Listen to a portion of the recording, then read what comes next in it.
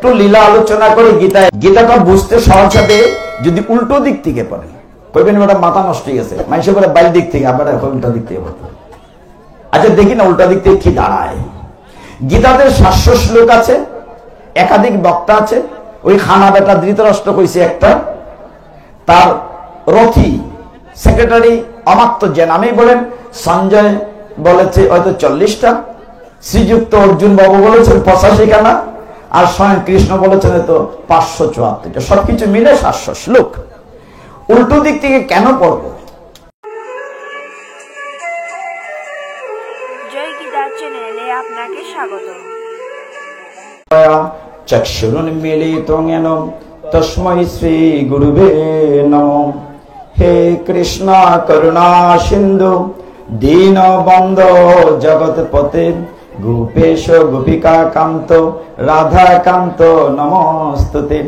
তপ্ত কাঞ্চন গৌরাঙ্গী রাধে বৃন্দাবনেশ্বরী বৃষভানুসুতে দেবী প্রণমামি হরি প্রিয়ে।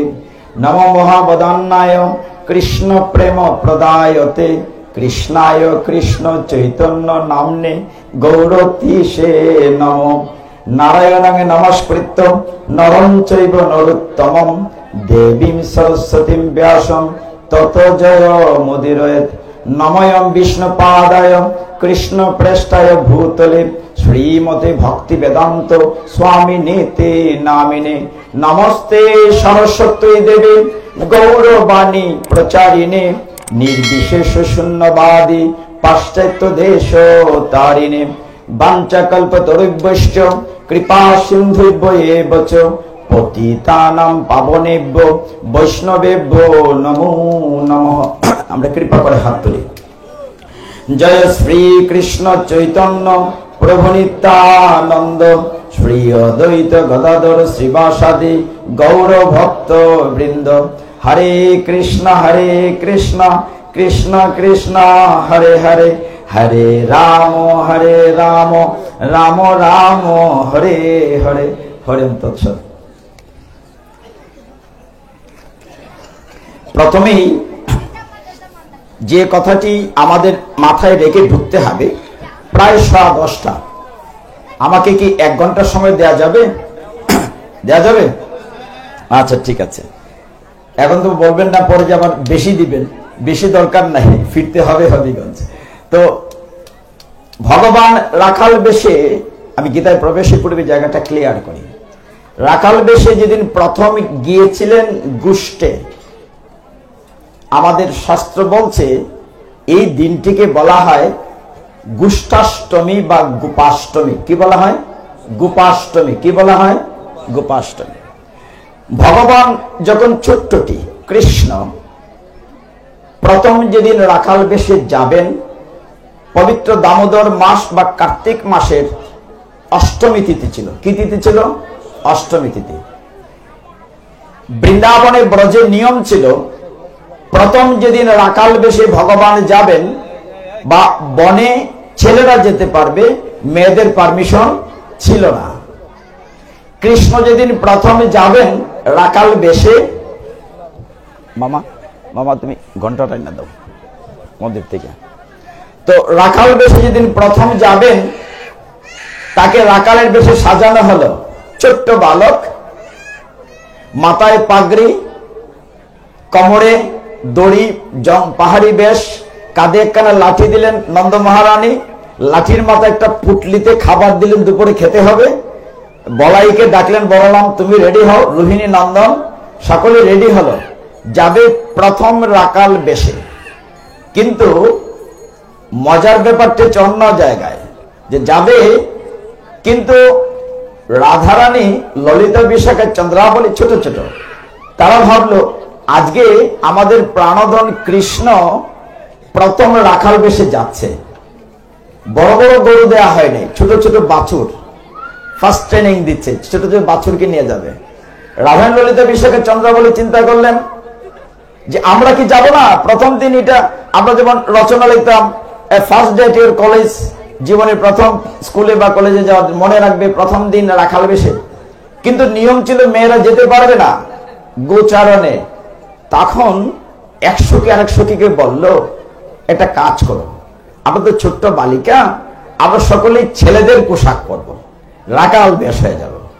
তখন ললিতা রাধারানী ললিতাকে বিশাখাকে সাজালো। সবচেয়ে যে সুখবরটি আপনাদেরকে দিতে চাই, এই গোপাষ্টমী কেন বলা হচ্ছে গোষ্ঠাষ্টমীকে? বৎসরে একটি মাত্র দিন, যেদিন শ্রীমতী রাধারানীর চরণ দর্শন করা যায়।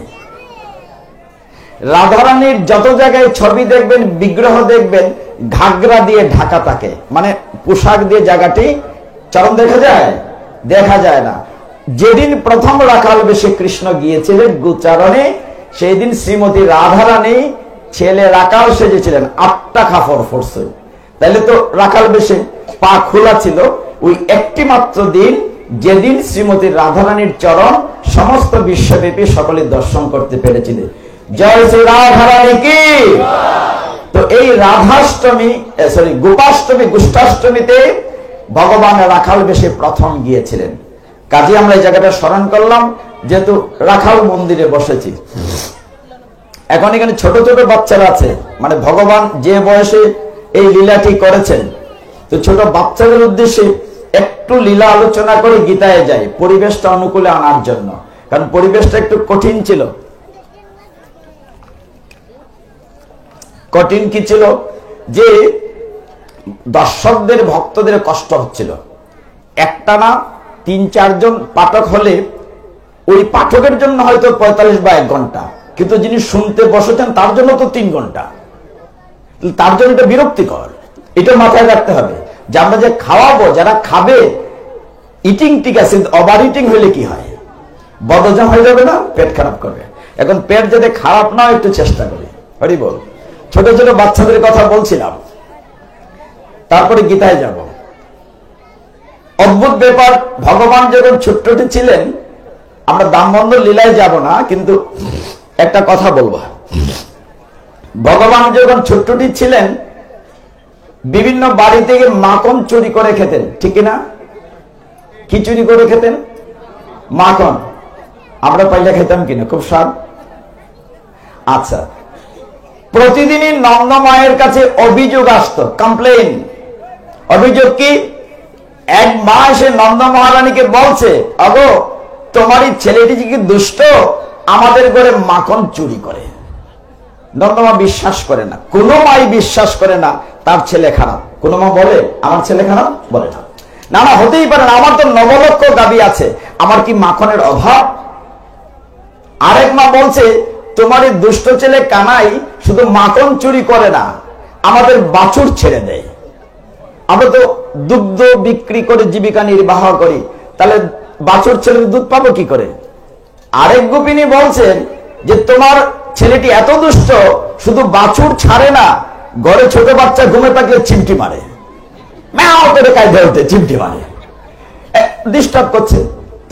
আরেক মা বলছে যে না, তাও করে না। আরো কি করে? যে ও নিজে তো খায় মাখন, হাই পাতিল ভেঙে বানরদের খাওয়ায়, এত কমপ্লেইন। নন্দমা বললেন, তুমি একটা কাজ করো না, আমার কানাই তো ছোট, রাখাল ছোট না, তোমরা এই মাখনটি উপরে শিকাতে বেঁধে রাখো, নাগাল পাবে না। গোপিনী বলছে, তোমার ছেলে তো একা না, তোমার ছেলের পাট্টি আছে, পাট্টি 4-5টা 10টা একসাথে যায়, 3টা নীল ডাউন হয়, তার পিঠে 2টা উঠে, তার উপরে কানাই উঠে নিয়ে যায়, উপরে রাখতে পারি না। তুমি ঠিক আছে, এইটা না একটা কাজ করো, এই মাখন তোমরা উগার বুঝেন নি, ধানের হবিগঞ্জের লোক বোঝার কথা, যে ধানের গোলার ভিতর নিচে রেখে দেবে, অন্ধকারে দেখবে না। বলে অন্ধকারে রেখে লুকাতে পারি না, তোমার ছেলে তো রাজপুত্র, গায়ে তো অলঙ্কার, তাকে ঝকঝক করে অন্ধকার আলোকিত হয়েছে, অলঙ্কার খুলে রেখে দেই। বলে খুলে রাখলে মা, তোমার কালো ছেলেটা যে কি, ওর দেহ থেকে আলো ছড়ায়, মানে কালো ছেলের দেহ থেকে আলো ছড়ায়। নন্দ মহারানীর মনে কষ্ট লাগলো, যে কি ব্যাপার, এত কমপ্লেন। না না, আমার ছেলের জন্য কমপ্লেন দিলে হবে না, তোমরা যদি হাতে নাতে প্রমাণ করতে পারো যে আমার ছেলে চুরি করেছে, তবেই আমি শাস্তি দেব। এক গোপিনী চ্যালেঞ্জ নিলেন, ঠিক আছে, তোমার ছেলেকে আমি চোর প্রমাণ করব। পদ্মাবতী তিনি কি করলেন, ওই মাইজির কানাইয়ের বয়স একটা ছেলে ছিল, মানে কৃষ্ণের বয়সী। তিনি কি করলেন, কানাইকে হাতে নাতে ধরার জন্য একটা প্ল্যান করলেন, খুব ফার্স্ট ক্লাস মাখন তৈরি করলেন। এখন কানাইকে যে ধরবেন, মাখন তৈরি করেছেন, ওইটা তো কানাইকে জানাতে হবে, অ্যাডভার্টাইজ করতে হবে না? তার ছেলেকে দিয়ে আরো রাখাল প্রচার করছেন, একে অন্যকে জানিস জানিস আমার মা না এমন ফার্স্ট ক্লাস মাখন বানিয়েছে না, একেবারে চেটে পুটে খেতে হবে, অসাধারণ। চারদিকে বলছে জানিস জানিস আমার মা না, ও বলছে বাবা আমার মা না এমন মাখন তৈরি করছে। খবরটা পৌঁছতে পৌঁছতে এক কান থেকে আরেক কানে হয়ে কানের কানে গেছে। বলাইকে বলছে দাদা যাবো নাকি একদিন, ওদের বাড়িতে শুনেছি ফার্স্ট ক্লাস মাখন হয়েছে। বলে যাবো, আর কথা দিন দেখি। একদিন সমস্ত পার্টি, কৃষ্ণের কানের পার্টি নিয়ে, দলবল নিয়ে, দাম সুদাম শ্রীদাম বলরাম সবাইকে নিয়ে ওই বাড়িতে, দিনের বেলা না ভোর বেলা, আলোচায় আলোচায় গিয়ে ওই ঘরে সত্যি ঢুকে দেখেন ঘ্রাণে মোহিত ফার্স্ট ক্লাস মাখন তৈরি করা হয়েছে।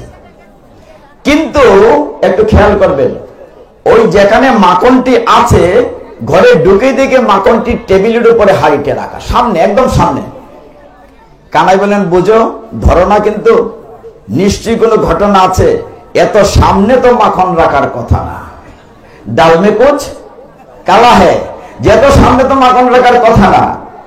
আলোচনার মধ্যে দেখলেন ওই মাখনের হাড়ির উপরে একখানা ঘন্টা বাঁধা। কি বাঁধা? কি বাঁধা আছে? ঘন্টা বাঁধা। ওইটার সাথে একটা সুতা লাগানো আছে। কানাই বলেন সাবধান, ওই মহিলা নিশ্চয় আমাদেরকে ধরার জন্য একটা প্ল্যান করেছে। আমরা মাখনে ধরবো, অমনি ঘন্টা বাজবে, আমাদেরকে ধরে ফেলবে। ঠেরো ঠেরো। তখন কানাই যদিও ছোট্ট বালক, ভগবান তো ভগবানই। শ্রী বৃন্দাবন ব্রজে সবকিছু চিন্ময়। বৃক্ষ কথা বলে, পাখি কথা বলে, গাভী কথা বলে, ঘন্টার কথা বলে। ঘন্টাকে কানাই আদেশ দিলেন, এই শোনো, আমরা যখন মাখন লুটপাট করব, চুরি করব, তুমি কিন্তু বাঁচবে না। ঘন্টাকে কি বললেন? তুমি কিন্তু কি বললেন? আপনি কি ঘুমাচ্ছেন? ঘন্টাকে কি বললেন? বাঁচবে না। সবাই তো বলুন হরি বল, হরি বল, আরো জোরে হরি বল, হরি বল। কেন বললাম জানেন? এই পাঠের আসরে কলির দুইটা মেয়ে ঢুকে, একটা হচ্ছে আলিশ আর একটা হচ্ছে কোন ফাঁকে ঢুকে যাবে, বি কেয়ারফুল। তো ঘন্টাকে কি আদেশ দিলেন কৃষ্ণ? তুমি কিন্তু বাঁচবে না। এখন ঘন্টা তো কৃষ্ণের আদেশ মানতে বাধ্য। জনার্দন ঠিক আছে, আমি আপনার কথা শুনলাম। সমস্ত মাখন লুটপাট শুরু হয়ে গেল। ও ওর মুখে দিচ্ছে, দাম সুদাম বলরাম বানরকে দিচ্ছে, ঘন্টা নড়ছে কিন্তু বাঁচছে না। কি হয়েছে ঘটনাটি?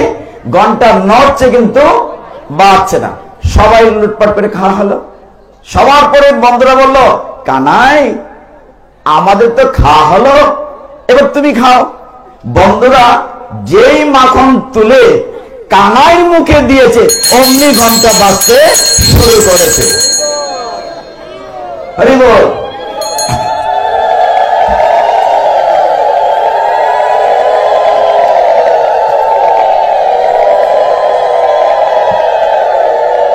ঘন্টা তুমি বাঁচলে কেন? তুমি আমাকে কথা দিয়েছিলে বাঁচবে না, ইয়ে কমিটেড তুমি বাঁচলে কেন? ঘন্টা বলছে প্রভু আপনি তো বিশ্ব ব্রহ্মাণ্ড মালিক ভগবান।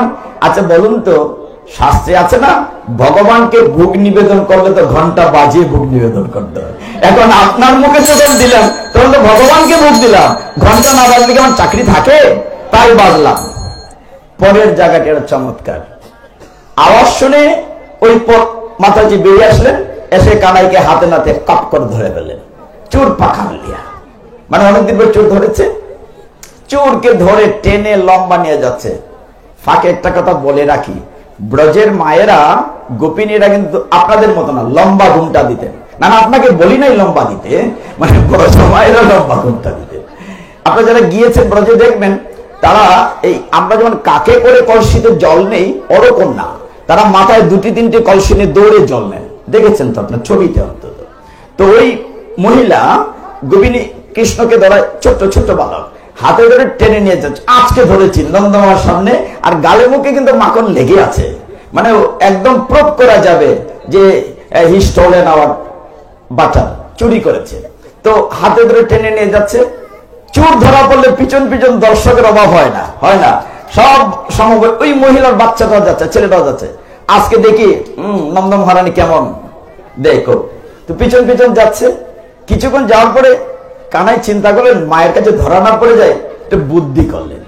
বলছেন, মা গো, মানে ওই মহিলাকে বলছে, আমার ছোট্ট বালক আমার একটা হাতে ধরে নিয়ে যাচ্ছে, আমার তো খুব ব্যথা লাগছে, হাতটা একটু বদলাইয়া দাও না, মানে মেরা হাত সে দুঃখ লাগা দিয়ে হাতটা বদলাই দাও।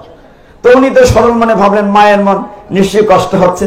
তা হাতটা যে বদলাতে চাইলেন, পিছনে যে তার ছেলে ছিল, কানাই নিজের হাত না দিয়ে ওই ছেলেটার হাত বার করে দিয়েছে।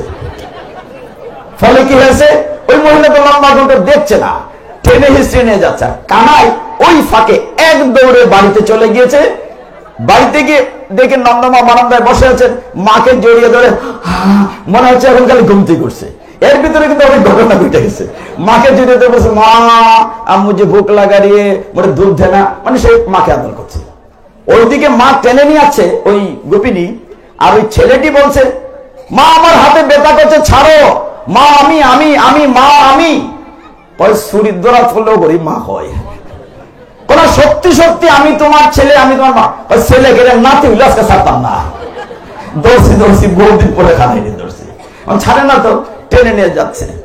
যেতে যেতে যেই নন্দমোহনের বাড়িতে গিয়েছে, নন্দমোহনের বাড়িতে বসে দূর থেকে মহিলা আজকে খুব খুশি না, চুর ধরে লেছে হাতে নাতে, যে তোমার ছেলেকে আজকে ধরে নিয়ে এসছি, শাস্তি দিতে হবে। আরেকটু কাছে এসছে, নন্দমা হাসছেন। তো ওই গোপিনী বলছে, তুমি হাসছো কেন?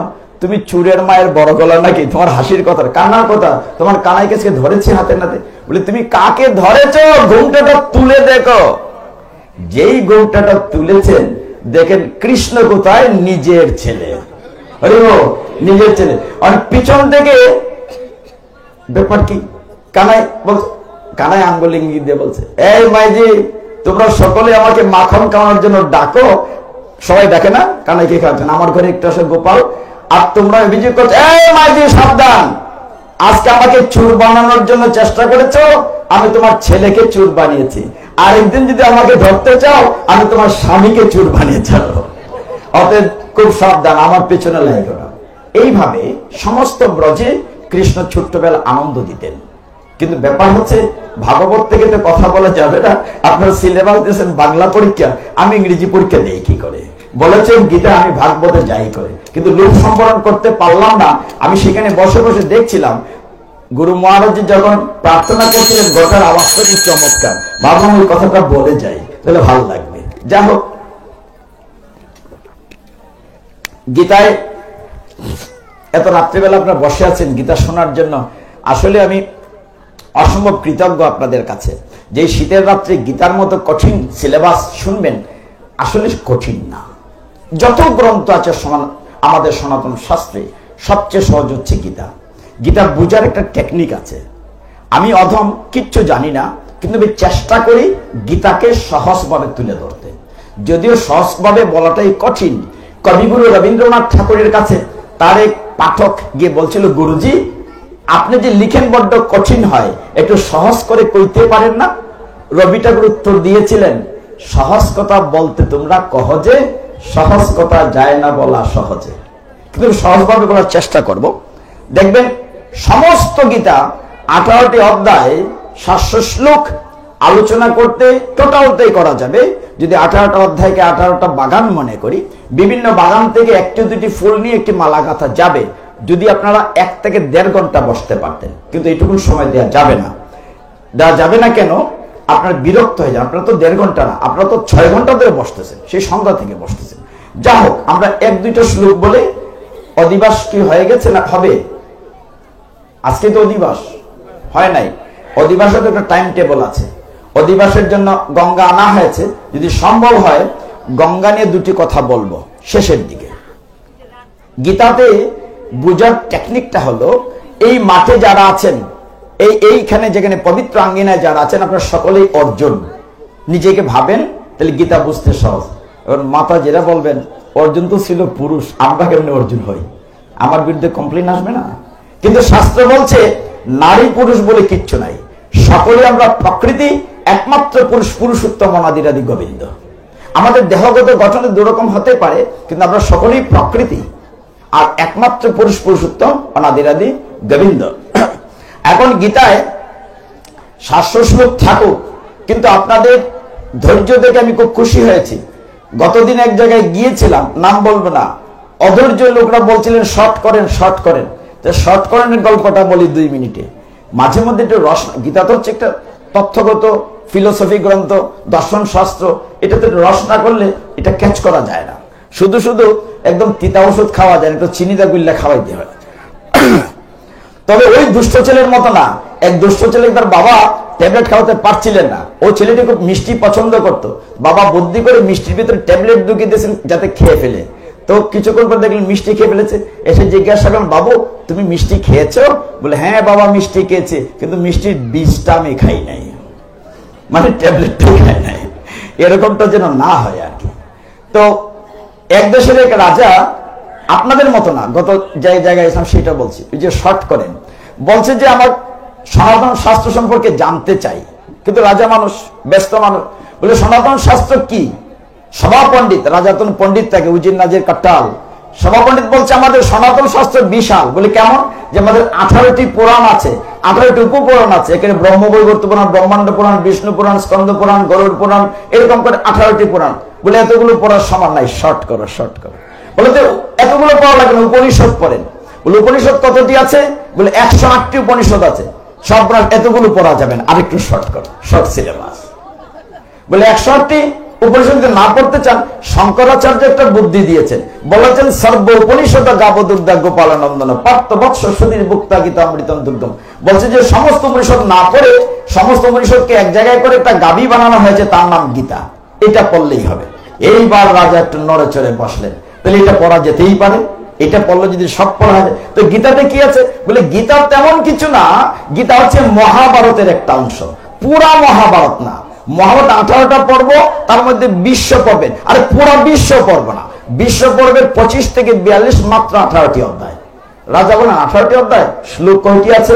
বলে শ্লোক আছে মাত্র 700টি।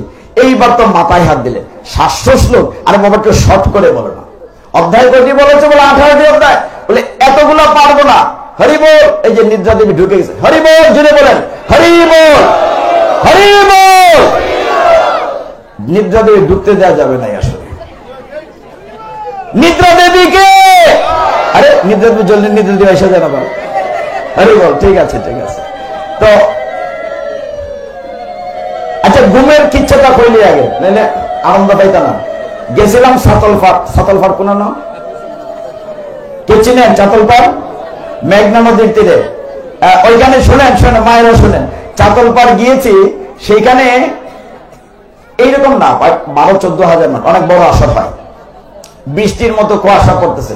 ওই কোনার থেকে এক মাতাজির বোধহয় নিদ্রা দৌড়ে লাইছে আর কি, তো কোনার থেকে আমার আরেকজনের ডাকতেছেন, আবার আমার দিকে চাইতেছেন, হ্যাঁ হ্যাঁ কমলার মা, মানে যাইভাবে বাড়িতে কি ঘুমতেছে, মানে একলা যেত কেন রাত্রে, হ্যাঁ হ্যাঁ কমলার মা।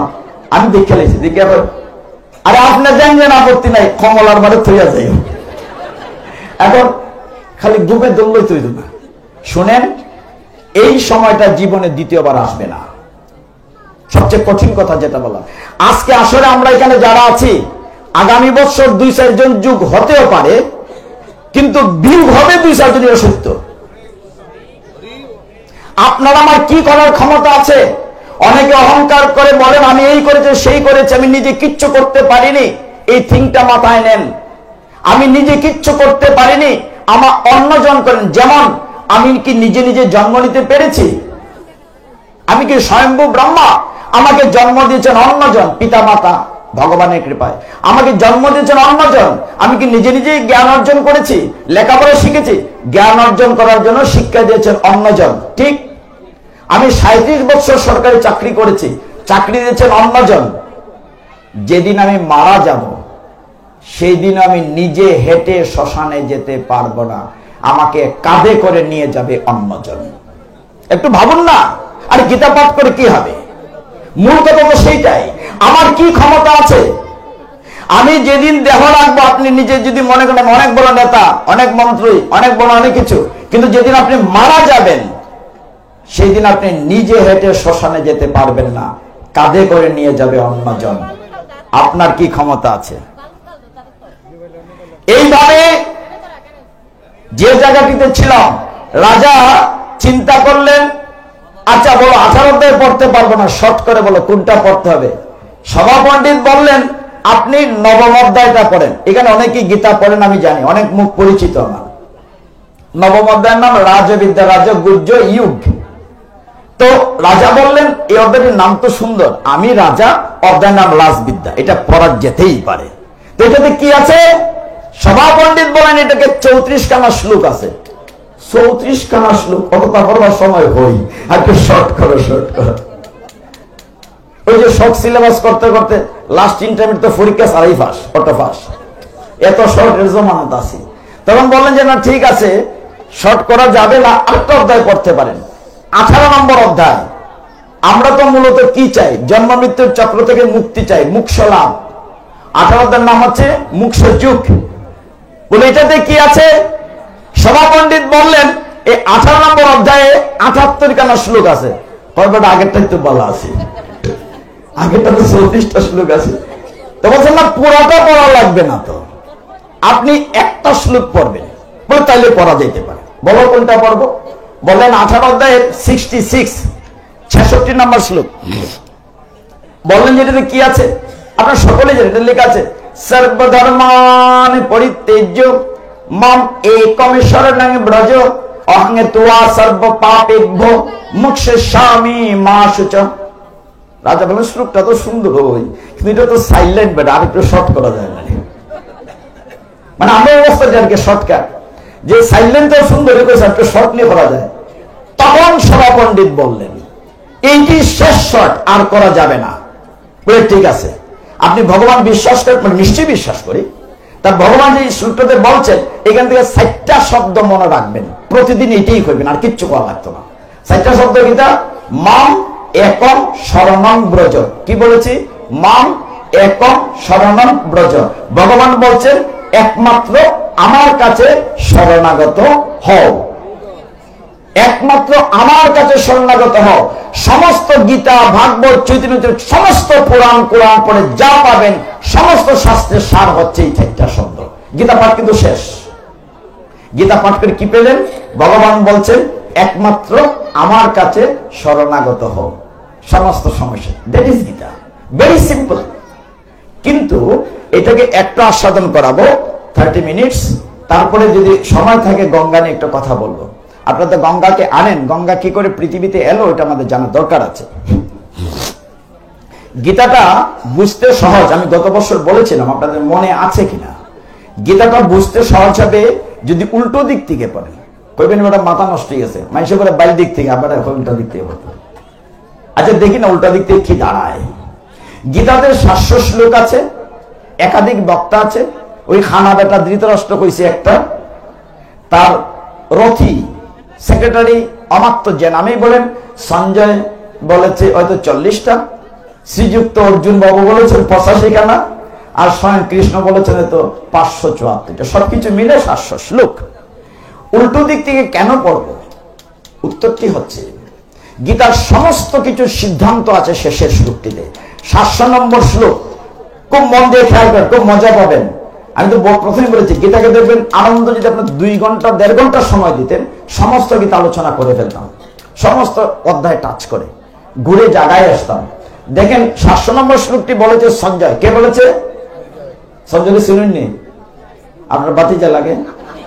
আরে না না, গাবলগণের ছেলের বাপ আছেন, গাবলগণ রথ চালাইতো, আর এও রথই, কিন্তু তার জ্ঞানের কারণে, বেদব্যাসের কৃপার কারণে দিব্য দৃষ্টি পাইছে, জ্ঞানী হয়ে গেছে। যুদ্ধ তো কোনো শুরু হয় নাই। কিসের যুদ্ধ? কুরুক্ষেত্রের যুদ্ধ। কিসের যুদ্ধ? আমরা সবাই কোথায় আছি? কুরুক্ষেত্রের ময়দানে। আমরা সকলেই কি অর্জুন? বলেন আমরা সকলেই, আমরা সকলেই, আরে জুড়ে হইল না তো, আমরা সকলেই অর্জুন। এটা মনে রাখতে, তাহলে গীতা বুঝতে সুবিধা হবে।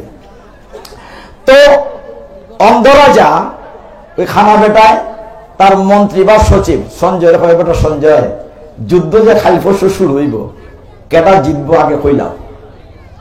তুমি তো জ্ঞানী মানুষ, আমরা আগে জানি একটা আগ্রহ থাকে।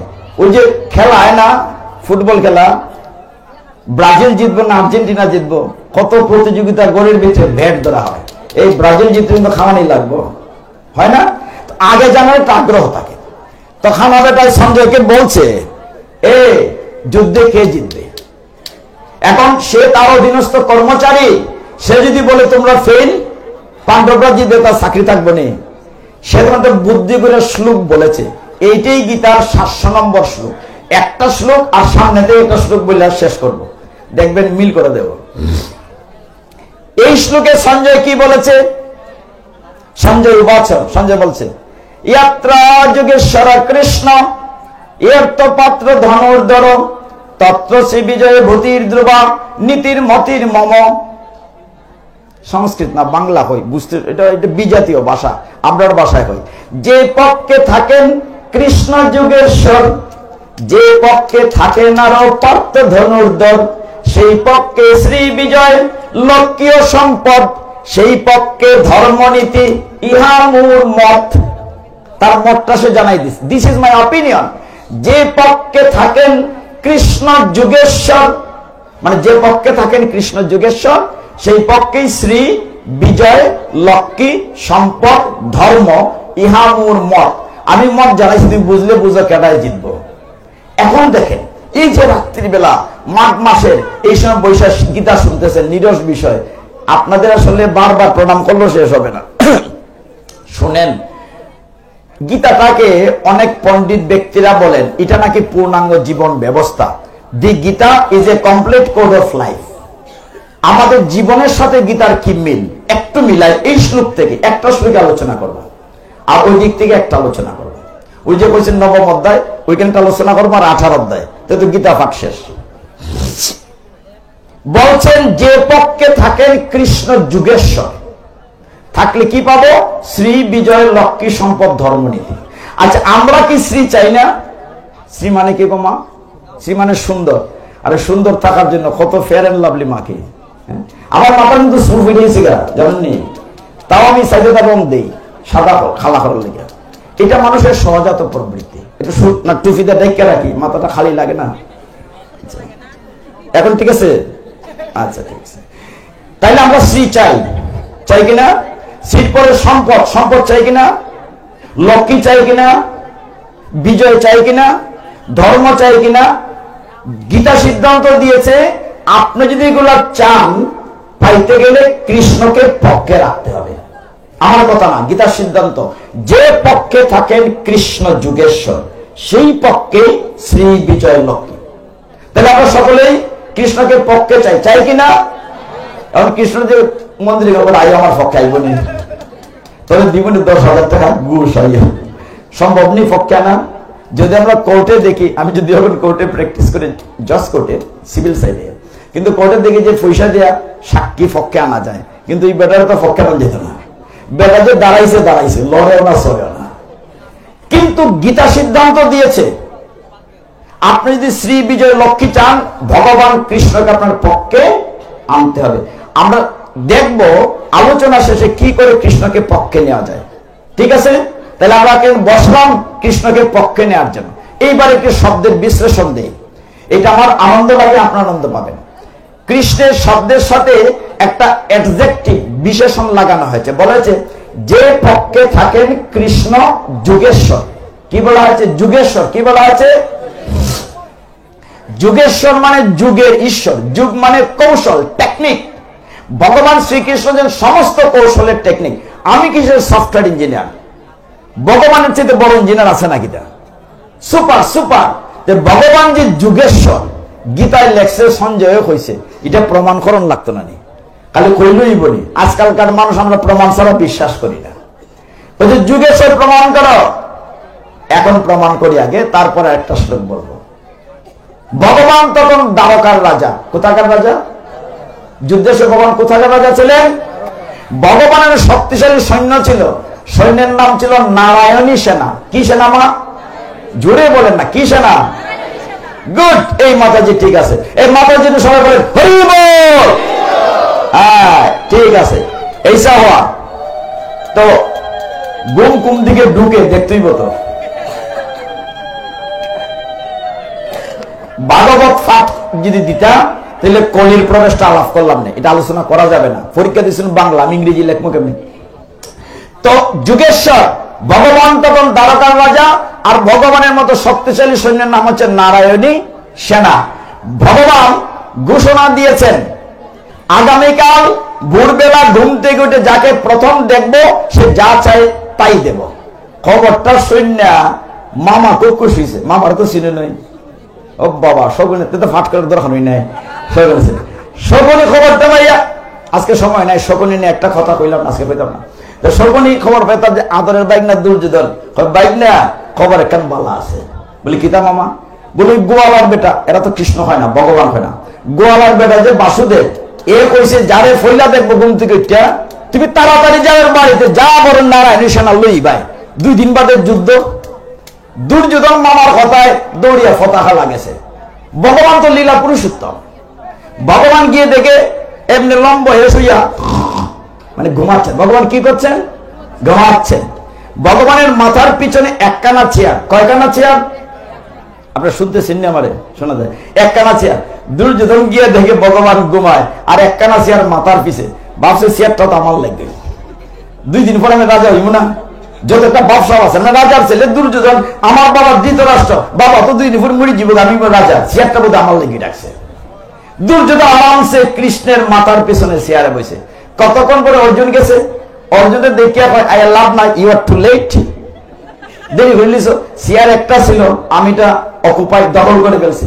কিন্তু অর্জুন তো ভক্ত, ভগবান শুয়ে আছেন চরণ প্রান্তে, অর্জুন জোর হাতে বসে আছে, কখন ভগবানের নিদ্রা ভাঙবে। আরে ভগবান চোখ মুজে থাকলে কি সব তো দেখতেছ অন্তর্জামী। ভগবান কতক্ষণ পর চোখ খুললে চাইলে আমরা ফাওয়ার দিকে দেখি না মাথার দিকে দেখি? ফাওয়ার দিকে দেখি। আপনার তো বুদ্ধি আছে বলে দেখা যায়, আমার একটু কম বুদ্ধি আর কি। আল্লাহ কম বুদ্ধি দিলে যেখানে খেলে বইছি, তখন ফাওয়ার দিকে দেখছেন অর্জুন। দেখি করছেন কৃষ্ণ, হে ভ্রাতা অর্জুন, তুমি কখন এসেছো, কেমন আছো? শূন্য দুর্যোধনে ফাওয়া হয়ে উঠছে। ফ্যাসিলিটির জায়গা হও না, আমি এসে ফতা খালা, আমার না জিগে অর্জুনের জিগাইতেছ। দাদা দুর্যোধন, আমি কিতাব কইছিলাম, কিতাব ঘোষণা দিয়েছিলাম, তুমি বলেছিলে ঘুম থেকে উঠে যাকে প্রথম চোখ খুলে দেখবে সে যা চায় তাই দেবে।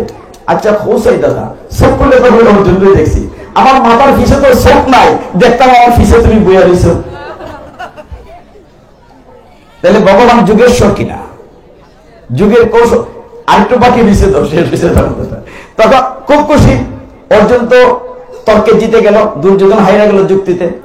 অর্জুন তুমি বলো কি নেবে? একদিকে নারায়ণী সেনা, একদিকে আমি, কোনটা নেবে? 2টা নিতে পারতাই না। দুর্যোধন তো ফলপিটিশন ফাইসারি করে, হাই হাই রে, এত হস্তা কইরা শীতের মধ্যে বুট বেলাইছি, এনি সব সৈন্য লয়ে জায়গা কিতা জানি চাই। অর্জুনে কইতেছে, হে জনার্দন, আমার সৈন্যের দরকার নাই, তুমি চলো আমার সাথে। কয়টা বুঝছেন না? ভগবান কিন্তু ভক্তরে পরীক্ষা করেন।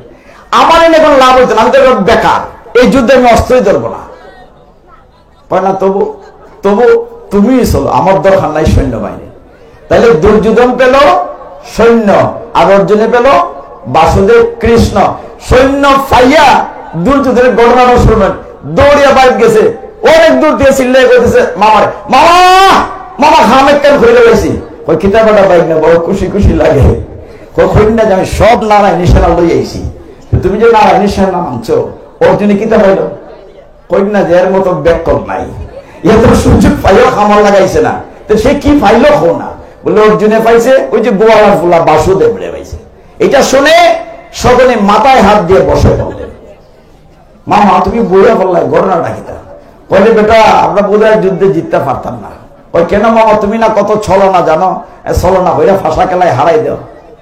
সকলেই বলে বাইক না রে, আমি কি ছলনা জানি, আমার থেকে 1000 গুণ ছলনা জানে ওই গোয়ালার বেটা বাসুদেব, এর কাছে আমি কিচ্ছুই না। সকলেই তো জানতেন, জ্ঞানী। তো এই হচ্ছেন ভগবান যুগেশ্বর। এবার প্রথম দিকে একটা শ্লোক বলি, তারপর মাঝখানে গিয়ে শেষ করে দিব। প্রথম দিকে যুদ্ধ শুরু হয়েছে, দেখেন ভগবান যে যুগেশ্বর প্রত্যেকটা পদে আছে।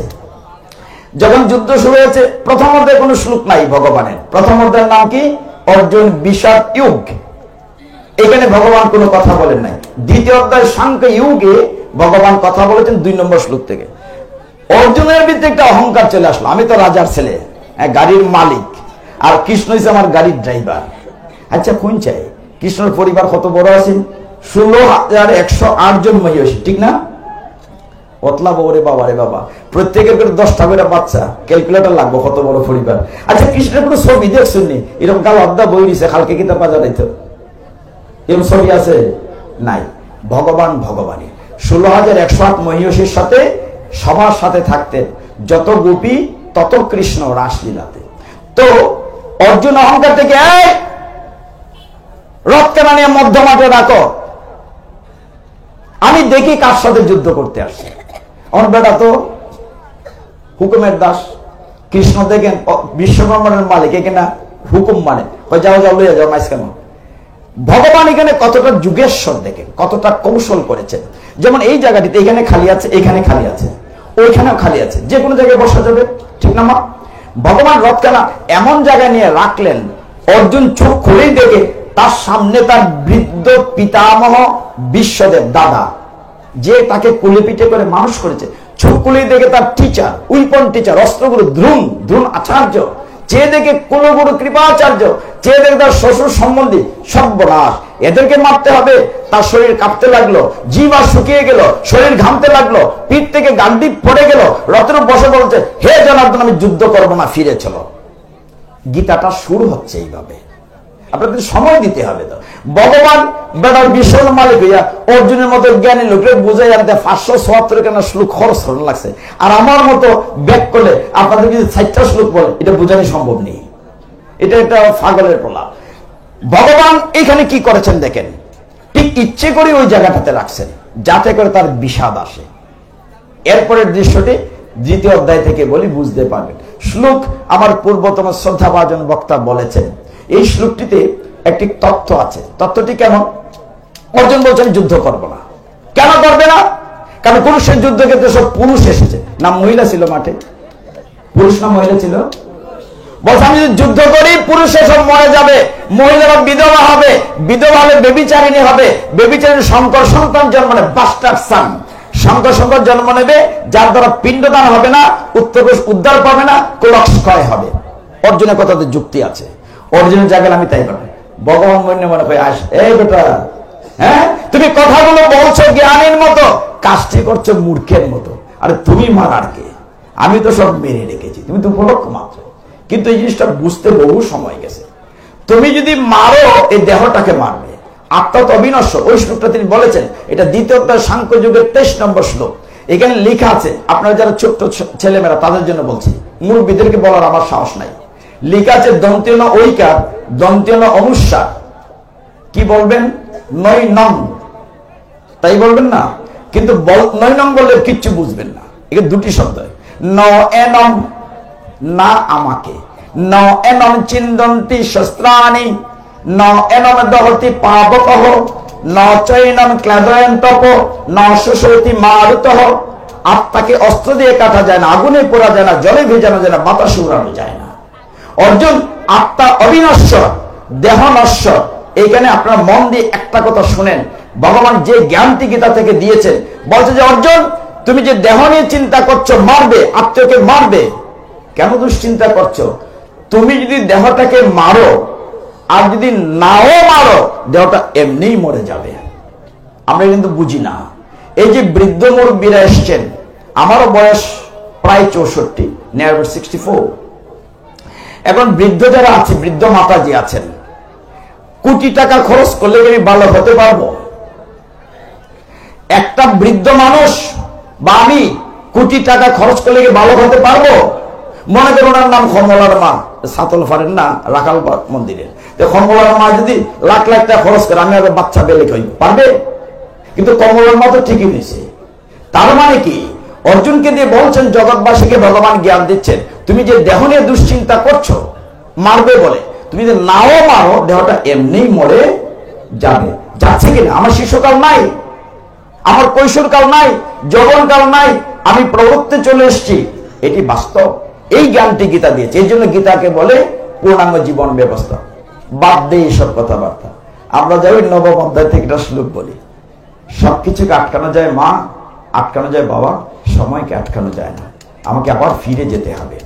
আমরা যারা জীবন যাপন করছি, সাত্ত্বিকভাবে চেষ্টা করছি, আমরা যত রাত্রেই ঘুমাই, আমাদের ঘুম থেকে উঠতে হয় 3:30টায়। ঠিক সারাদিন প্রোগ্রাম থাকে। আজকে 2টা গীতা জয়ন্তী ছিল, গীতার যজ্ঞ ছিল, গলার উপরে প্রচন্ড চাপ পড়ে, প্রতিদিন প্রোগ্রাম, একদিনও গ্যাপ নাই।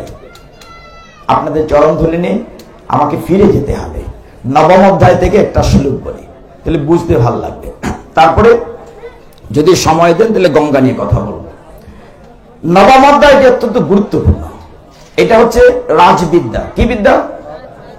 রাজগুজ্জ যুগ, মানে গোপন জ্ঞান। ভগবান বলছে, দেখ অর্জুন, তোমরা 105 ভাই, এই জ্ঞানটা আমি তোমাকে দিচ্ছি, কারণ তুমি হচ্ছে অসুয়া, তোমার ঈর্ষা নাই, নট জিলাস। ভগবান এই অধ্যায়ে চমৎকার একটি শ্লোক বলেছেন।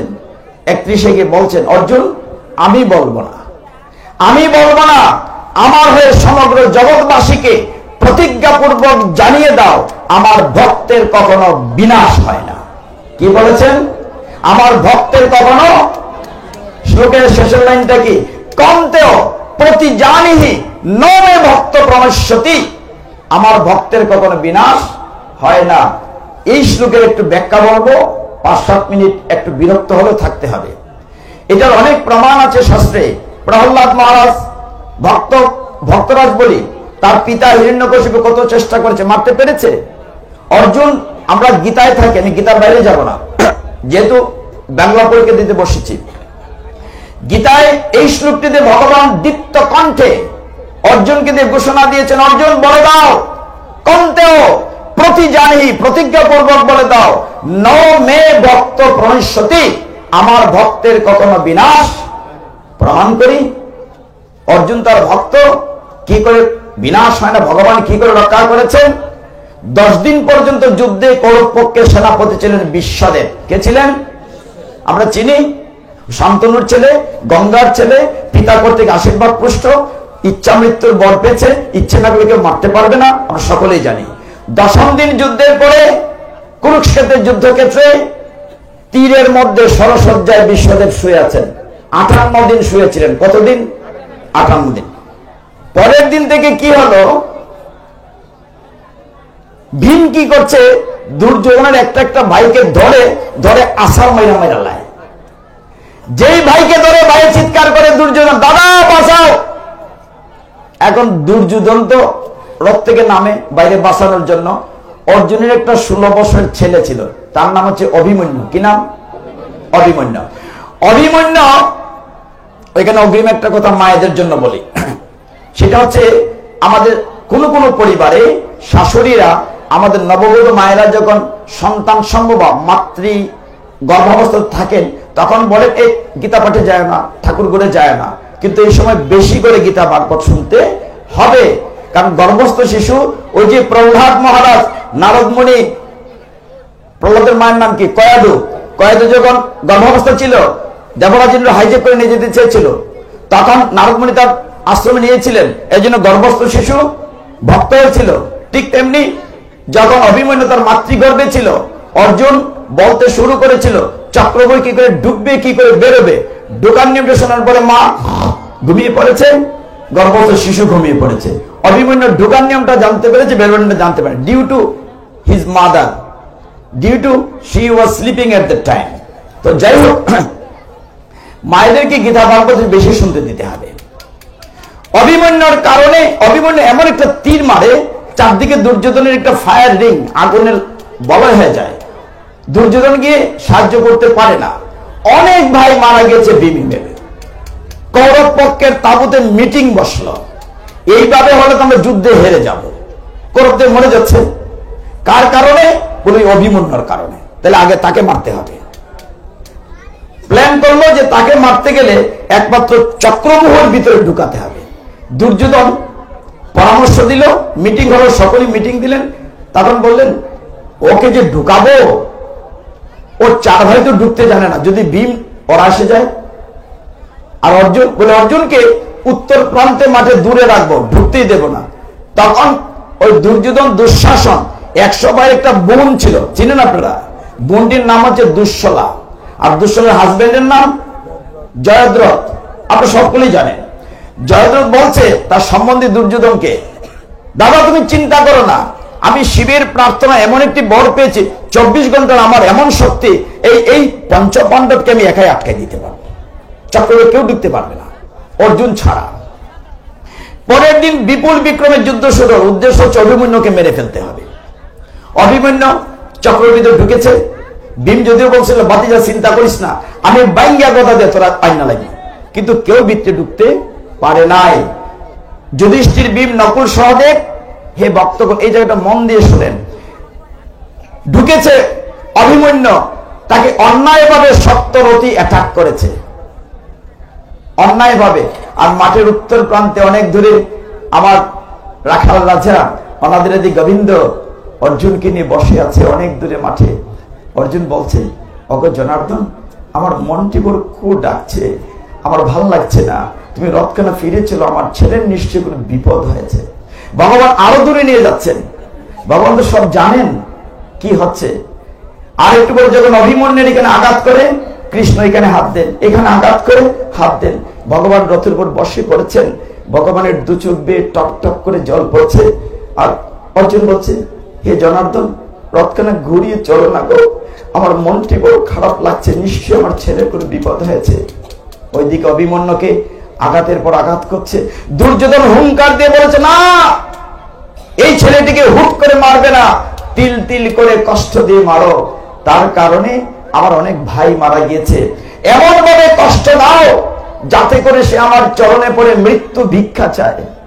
হে ভক্তগণ, যখন তাকে আঘাত করছে সে চিৎকার দিয়ে বলছে, হে তাতশ্রী, যুদ্ধের নিয়ম ছিল একজন রথীর সাথে একজন রথী যুদ্ধ করবে, তোমরা 7 জন মহারথী আমার সাথে অন্যায় যুদ্ধ করছো, সাহস থাকলে একজন করে আসো, কেউ পারবে না।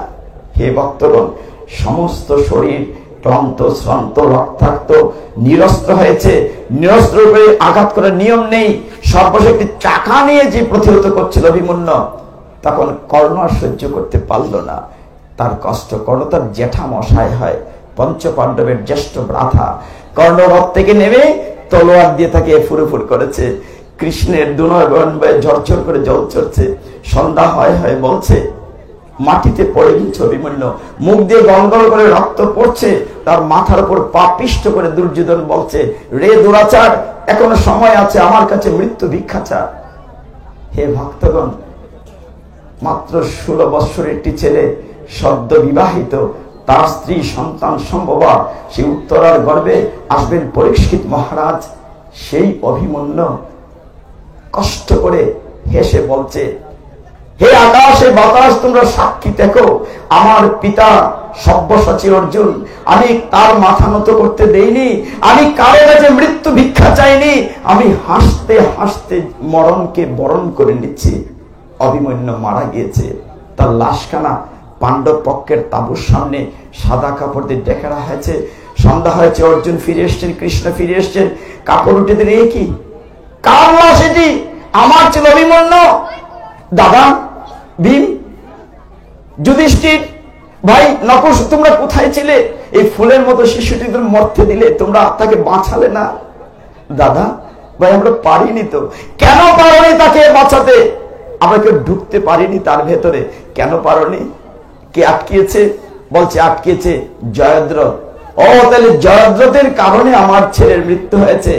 আমি প্রতিজ্ঞা করছি, না না না, আজকে আমার ছেলের শেষকৃত্যানুষ্ঠান হবে না। আমি অর্জুন ক্ষত্রিয় প্রতিজ্ঞা করছি, আগামীকাল সূর্যাস্তের পূর্বে ওই জয়দ্রথকে আমি হত্যা করব। যদি হত্যা করতে না পারি, আমি অগ্নি সমাধি নেব, আগুনে আত্মহত্যা করব। খবরটি পৌঁছে গেল কৌরব শিবিরে, সকলেই ভয় পাচ্ছে, সর্বনাশ, অর্জুন এত বড় প্রতিজ্ঞা। জয়দ্রথ ভয়ে কাঁদছে, দুর্যোধনকে বলছে, দাদা কাল তো আমাকে মেরে ফেলবে অর্জুনে। বলে, তুমি ভয় পেও না, তোমাকে মাঠেই ঢুকতে দেব না, তোমাকে মাঠের বাইরে তাঁবুতে পাহারা দিয়ে রাখবো। মাত্র তো 12 ঘন্টা, সূর্য ডুবলেই তো অর্জুন আত্মহত্যা করবে, আর অর্জুন মরে গেলে আমরা যুদ্ধে জিতে যাব। যেই কথা সেই কাজ। পরের দিন বিপুল বিক্রমে অর্জুন কৃষ্ণকে বলছে, জনার্দন, রথখানা তাড়াতাড়ি চালাও, আমাকে জয়দ্রথের কাছে নিয়ে যাও। দেখতে দেখতে দিনমণি মধ্যাকাশে, সূর্য গগন উপরে উঠে গিয়েছে, অস্তাচলগামী বিকেল হয়ে যাচ্ছে, জয়দ্রথের দেখা নেই।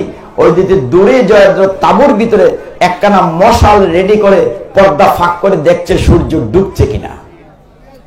জয়দ্রথ ভাবছে সূর্য ডুববে, মধ্য মাঠে শ্মশান সাজানো হয়েছে, ভক্তগণ সূর্য ডুববে, আমি অর্জুনের মুখাগ্নি করব। জয়দ্রথ অপেক্ষা করছে, হে জনার্দন তাড়াতাড়ি রথখানা চালাও, আমাকে জয়দ্রথের কাছে নিয়ে যাও। পারছে না, বাধা দেওয়া হচ্ছে অর্জুনকে। সূর্য প্রায় ডুবো ডুবো। ভগবান গীতায় বলেছেন নবম অধ্যায়ের 31 নম্বর শ্লোকে, নমে ভক্ত প্রণশ্যতি, আমার ভক্তের কখনো বিনাশ হয় না। ভগবান বলেছেন সুদর্শন, তার তর্জনী থেকে সুদর্শন চক্র গিয়ে সূর্যকে ঢেকে দিয়েছে, চারদিক অন্ধকার, সবাই ভেবেছে সন্ধ্যা হয়ে গেছে। জয়দ্রথ এক দৌড়ে মধ্য মাঠে মহানন্দে মশাল নিয়ে এসেছে, এইবার অর্জুন আত্মহত্যা করবে, আমি তার মুখাগ্নি করব। মধ্য মাঠে শুনেন বাকি জায়গাটি কত চমৎকার। আর গীতা ভাগবতের মতো চমৎকার কোনো কিছুই নাই, রস আর রস। মধ্য মাঠে রথখানা নিয়েছেন কৃষ্ণ অর্জুনকে নিয়ে, ওইদিকে জয়দ্রথ, এইদিকে অর্জুন। দৃশ্যটা খেয়াল করেন, মাঝখানে শ্মশান সাজানো, একদিকে জয়দ্রথ, একদিকে অর্জুন কৃষ্ণের রথ। কৃষ্ণকে নিয়ে ঠাট্টা করছে কৌরব পক্ষীয়রা। কেউ বলছে, অর্জুন, ওই গোয়ালার বেটাকে তুমি কইছিলে ভগবান, তোমার ভগবানকে তোমাকে বাঁচাতে পেরেছে, দেখো সূর্য ডুবে গেছে, আসো আসো, আত্মাহুতি করো, অগ্নি সমাধি নাও, তোমার গোয়ালার বেটা বাঁচাতে পেরেছে, সূর্য ডুবে গেছে। এখন অর্জুন বুঝতে পারছে না ঘটনাটি কি। হাত থেকে ধনুটা রেখে দিতে চাইছে, অর্জুনের ধনুর নাম গান্ডীব।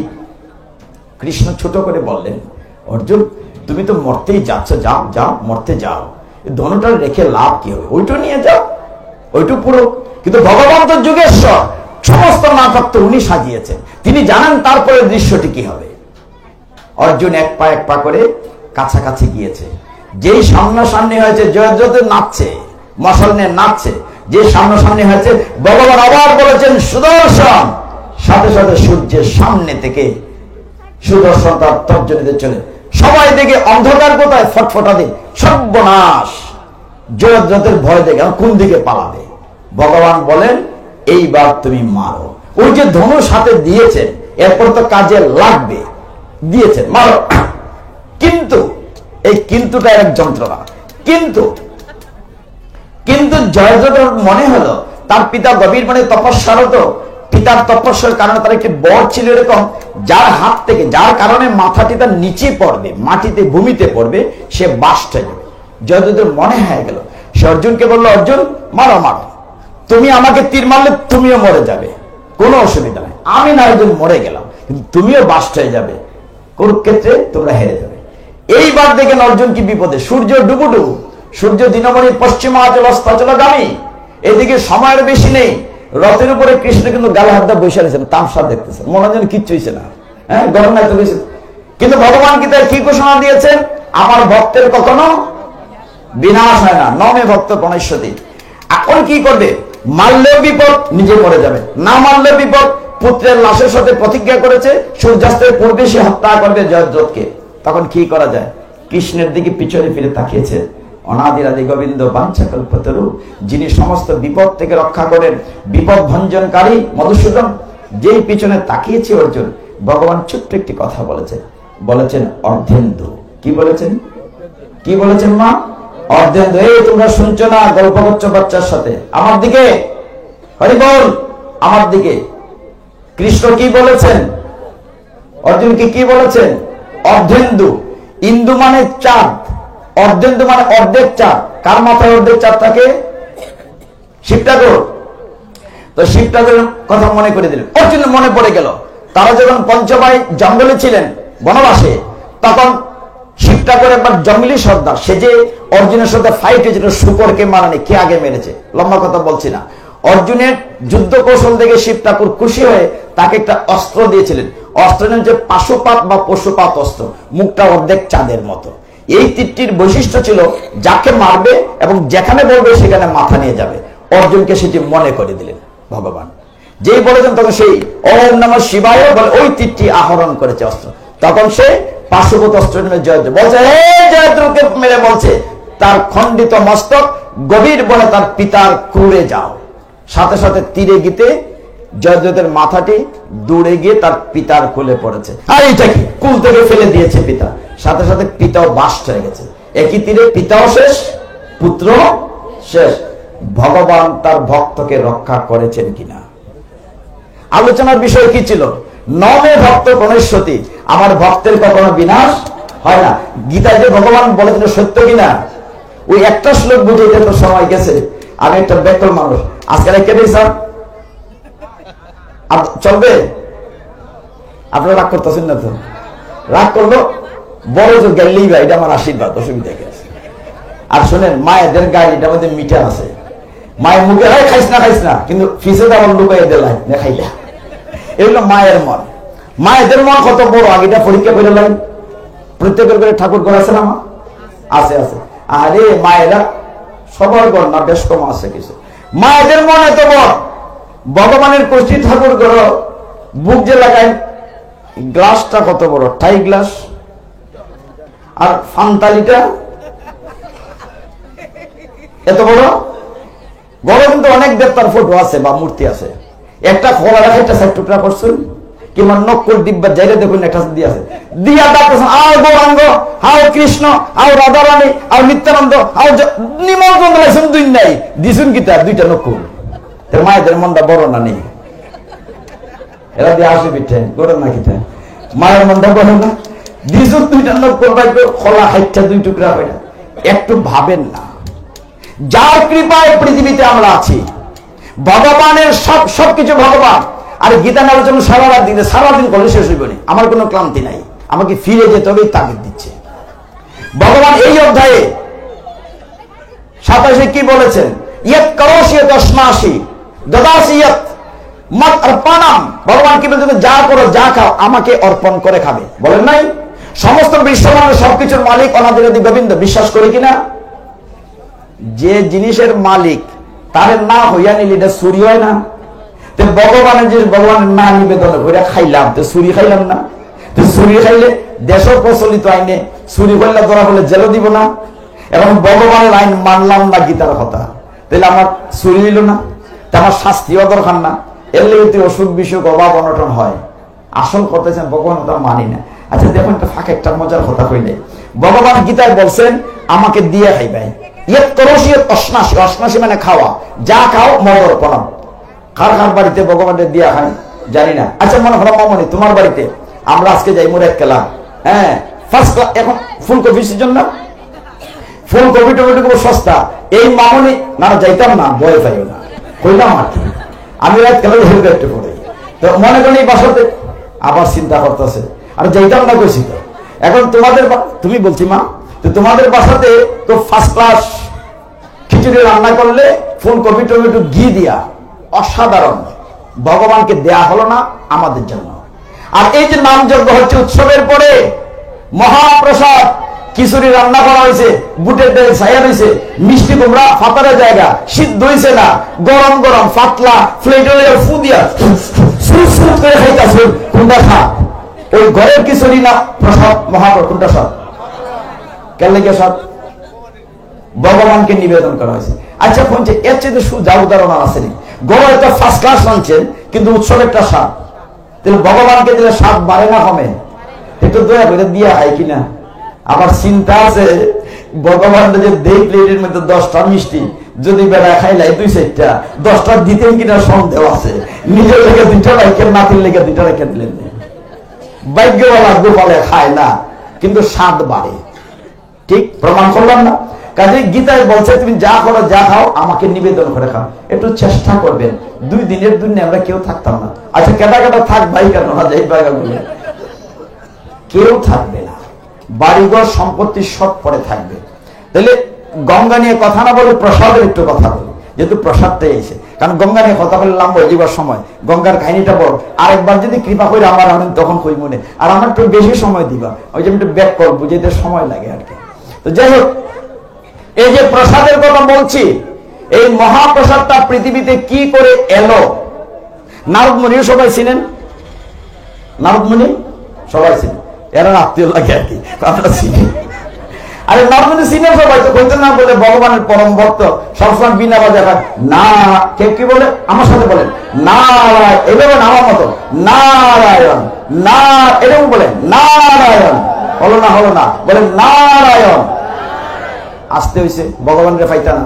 জুড়ে এখন নারায়ণ নারায়ণ নারায়ণ। এইবার ঠিক আছে।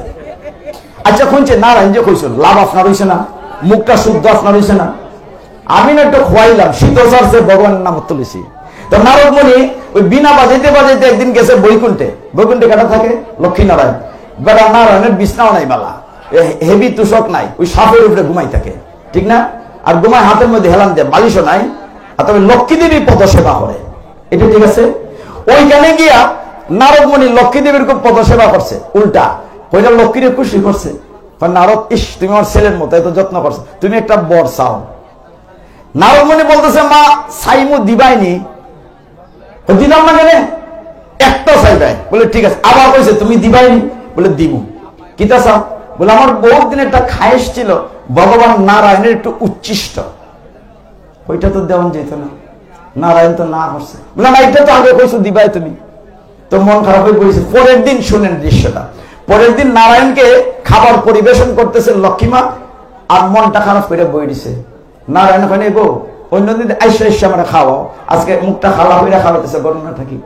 এখন কিন্তু খেয়াল রাখেন, একটা ধাঁধা আছে, দেখি কেটায় ফাড়ে ধাঁধাটা, খুব সাবধান।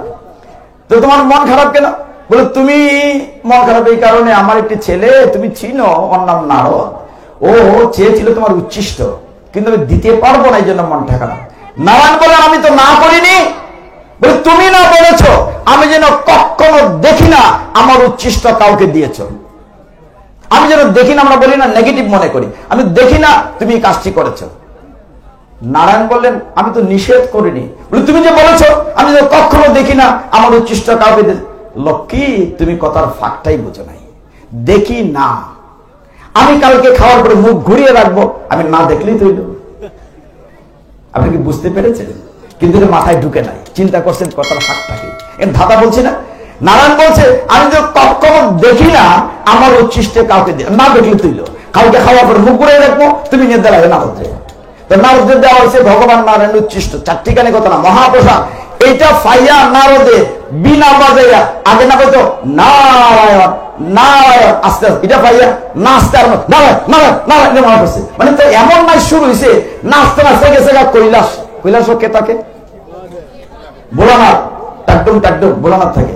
ও নাচতে নাচতে কৈলাসে গিয়েছে, কৈলাসে গিয়েছে, তার ঘুম ভাঙছে, চোখ ড্যান্স। শিব বলছে এই বেটা নারদ তুই ফাল্লাইতেছস কে, নাচস কে রে? দাদা আমি নাচি না তো, আমার প্রসাদে নাচায়। প্রসাদে নাচায়? প্রসাদ পেলে কোথায়? বলে প্রসাদ পেয়েছি বৈকুণ্ঠে নারায়ণের কাছ থেকে। তো তুমি ভাই, তুমি আমার ধর্মে আমার লেগে একটু আনলায় না? বলে আমি বহুত কষ্ট করে একটু পাইছি।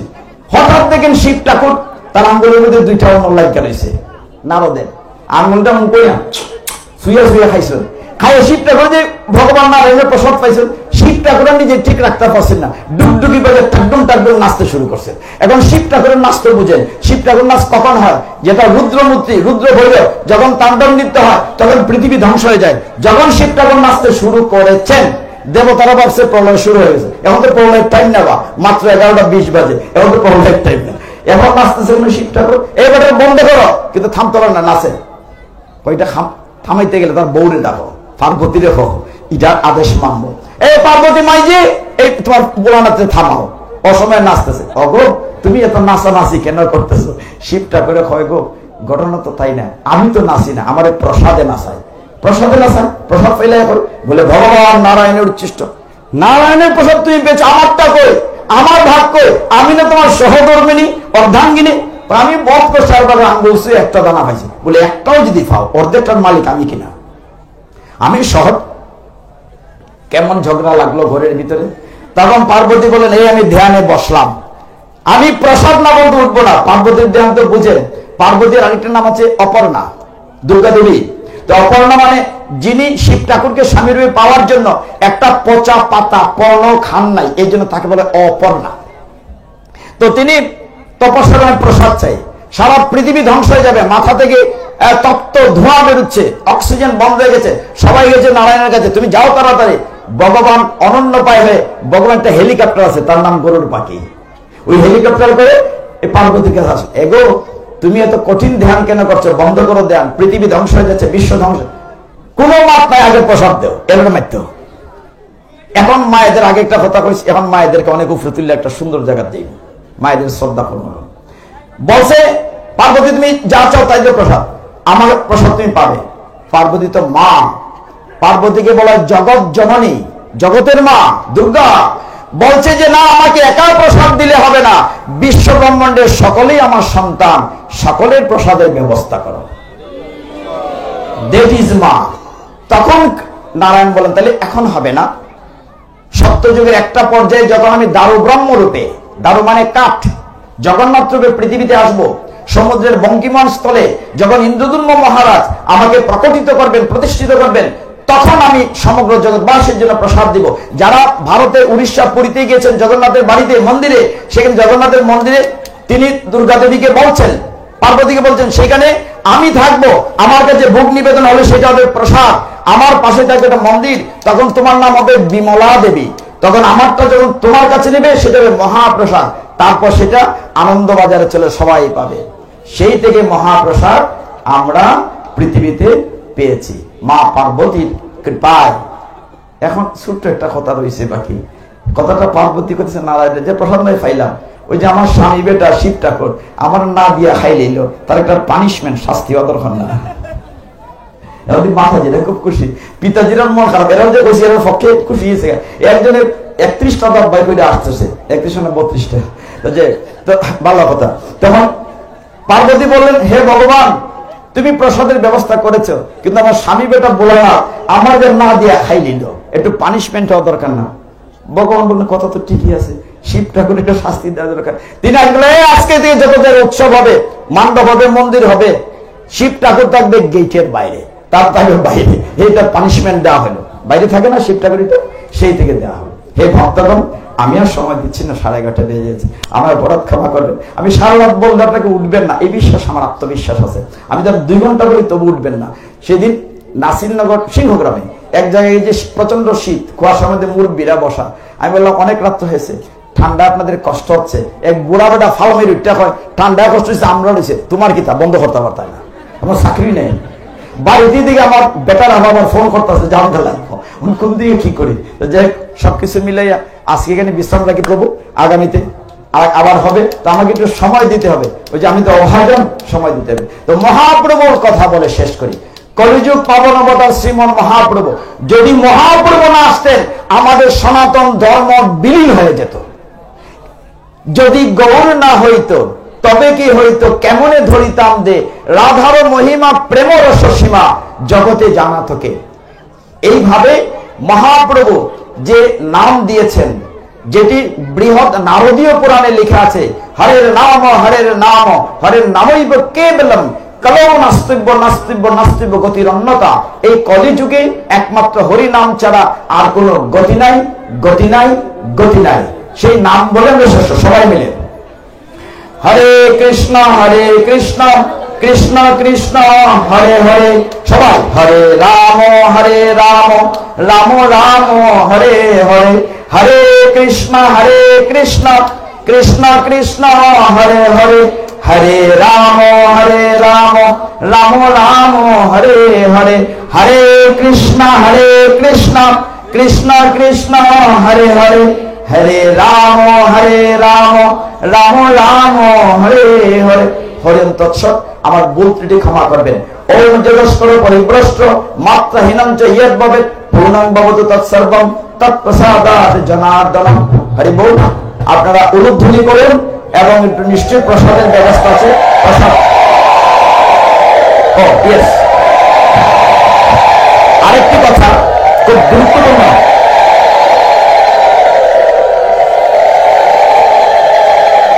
অত্যন্ত গুরুত্বপূর্ণ একটি কথা, প্লিজ এক মিনিট সময় দেন। কথাটি হচ্ছে, এই মন্দির কমিটিতে অত্যন্ত দায়িত্বশীল যারা ছিলেন, এই মন্দির উন্নয়নে বিভিন্ন সময় প্রয়াত হয়েছেন রাখাল মন্দির কমিটির সাবেক সহসভাপতি অহিন্দ্রচন্দ্র রায় এবং অন্যতম সদস্য অমূল্য সরকার সহ জানা অজানা এই মন্দির রিলেটেড যারা সঙ্গে যারা অনেকেই আমাদের ছেড়ে চলে গিয়েছেন, তাদের আত্মার সদ্গতির জন্য আমরা একটু প্রার্থনা করব। আমরা শুধু একটা কথা 3 বার বলে নাম করব। ওম দিব্যান লোকাংস গচ্ছতু ওম দিব্যান লোকান সগচ্ছতু, ওম দিব্যান লোকান সগচ্ছতু, তিনি দিব্যধাম প্রাপ্ত হন। হরে কৃষ্ণ কৃষ্ণ কৃষ্ণ হরে হরে, হরে রাম রাম রাম হরে হরে। অনাদি গোবিন্দের আতুল জন্য প্রার্থনা করছে সকলে মিলে, তারা যেন দিব্যধাম প্রাপ্ত হন। হরে বল।